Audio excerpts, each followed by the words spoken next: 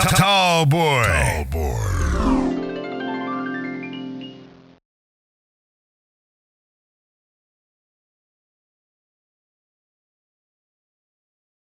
It's the Tallboy Experience. We're here at the 21st Annual Trumpet Awards. The award show just ended, and I have a distinguished gentleman right here, Mr. Roland Martin. How you doing? All good.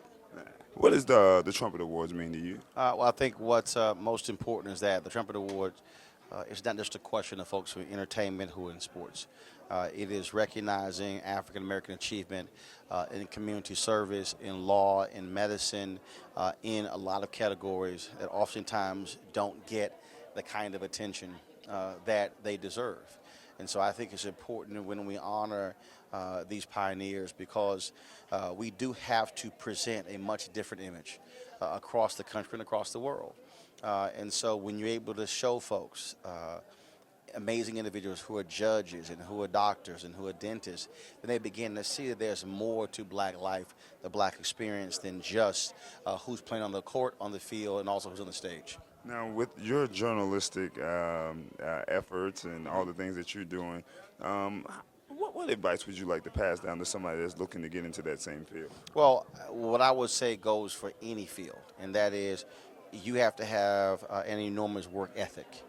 That is the one thing that oftentimes isn't talked about. People talk about networking, they talk about knowledge, but you've got to have an absolute work ethic where you are willing to work as hard as possible to outwork somebody else, to out-hustle somebody else. And then that's in any field. And so one of the things that I see people all the time who don't understand what that means. And so I make clear that you've got to understand that you've got to put the time in. You look at anybody who is successful, it did not happen by happenstance. It happened because they actually went inside, went deep and said, I'm going to do all I can, and I'm going to, it might mean not kicking it with friends, not going certain places, but again, saying this is what I have to do to make it possible. Man, I was going to segue into another program or another section, but you already answered the question. But with all the things that you do, let's talk a little bit about the violence that's been going on recently, you know, in the United States. What suggestions do you think that we may need to do to maybe stop it? Well, first of all, it's not recent.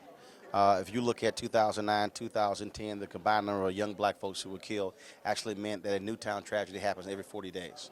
And so what you have is you got significant anger management issues. You have people who have decided they're going to resolve differences by a gun. You have folks who have no care for life. And so I think certainly you have to deal with mental illness in this country. We've got to confront individuals who believe that they have no hope, no future whatsoever. I can't imagine somebody at 15, 16 thinking, I have no life, is over right now. And so we have to get to them and understand, get them to understand that you do have a life. You can live a different life. But again, when you got 10,000 gun deaths in this country a year, that speaks volumes, and it goes beyond just one person going into a school and killing 20-some-odd kids. It really speaks to a gun violence culture in this country that has to change. Wow. Barack Obama. President Barack Obama. Excuse me. I stand corrected. President Barack Obama just got inaugurated for the second term. Can you share some of your experiences and some of your thoughts from you being out there at the inauguration? Well, I think first is, understand that the inauguration was the beginning of his second term, but actually was also the beginning of the end of his presidency.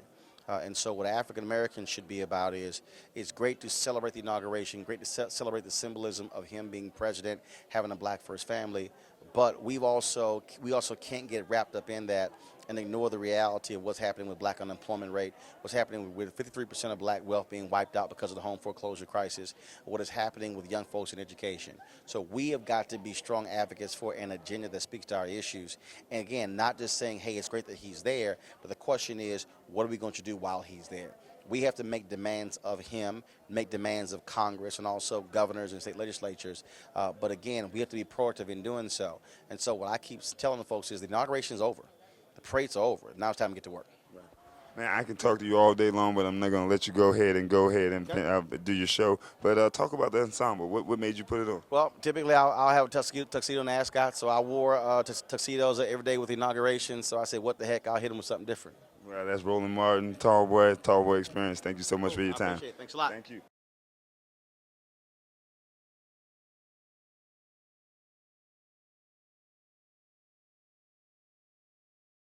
Think big, think tall, think